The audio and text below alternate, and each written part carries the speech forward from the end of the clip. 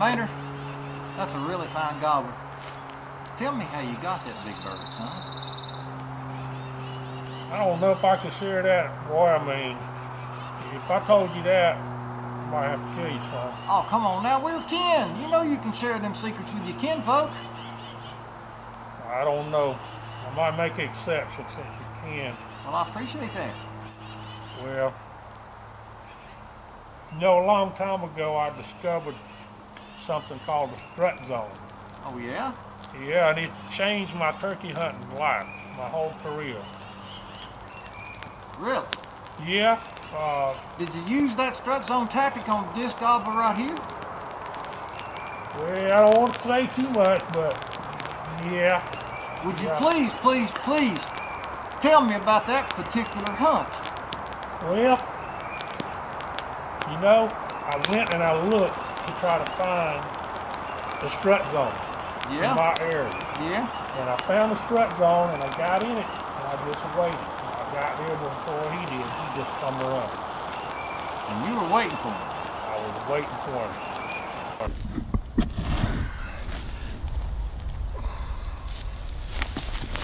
Hey, big boy. She's feeling frisky. I better get to my Strut Zone. Hey, where you going? I'm over here.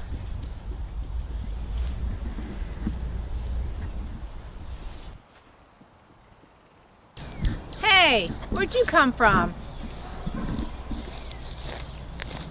He's so goofy. Probably don't want to extend that gene pool anyway.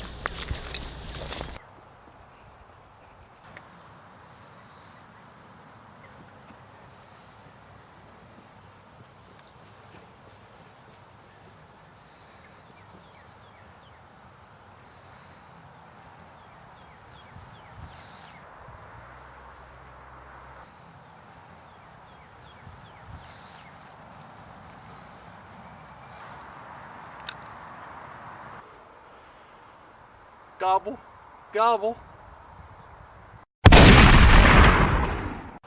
And that's exactly how I got that big gobbler. I know where he hunts, but I ain't never seen that sign. I never saw the sign either, Curtis Leroy. And in fact, that was really frustrating for me because early on I'd go to hear a guy talk or read an article, and they were always telling me that if I wanted to be successful, I needed to find a gobbler's strut zone. And I thought that was some magical spot in the woods that a gobbler would predictably go to strut. And I knew that if I could find that spot, I'd have a tremendous advantage. But here's what was frustrating to me. I never left those talks feeling empowered. I never felt like I could go out and find a gobbler's strut zone. You know what happened for me? I changed my thinking. I started realizing that I knew that a gobbler was going to strut in the spring. It's part of the mating ritual. It's the instinct that God put in them. It's what they're going to do. Now what I needed to do is start paying attention to where I was seeing gobblers in my journeys while I was hunting. And we all have those situations. We're hunting in a spot and there's a field on it, and we approached it and we saw a gobbler out there strutting. Or we were riding down a highway and it happened to be on our hunt club and we happened to see a gobbler out there strutting. And you know what? If we can get in their way, if I could be there before they were with a load of sixes, I got a good chance of getting one of those gobblers. Now, was that his strut zone? You couldn't convince me in a million years that that gobbler woke up and said, I'm going to go over there and strut. What I think happened is he woke up, got on his job, started strutting, and ended up in that spot because he liked it for some reason. Maybe hens hung out there. Maybe there was a particular food he liked. Maybe there was brood range that brought the hens there. I don't know what it was, and I don't need to know what it was. I just need to know how to take advantage of the information that I'd cataloged. Had I found his strut zone, I just prefer to think that I found a place that he liked to be, and I was going to get in his way, and he just happened to be strutting when I showed up.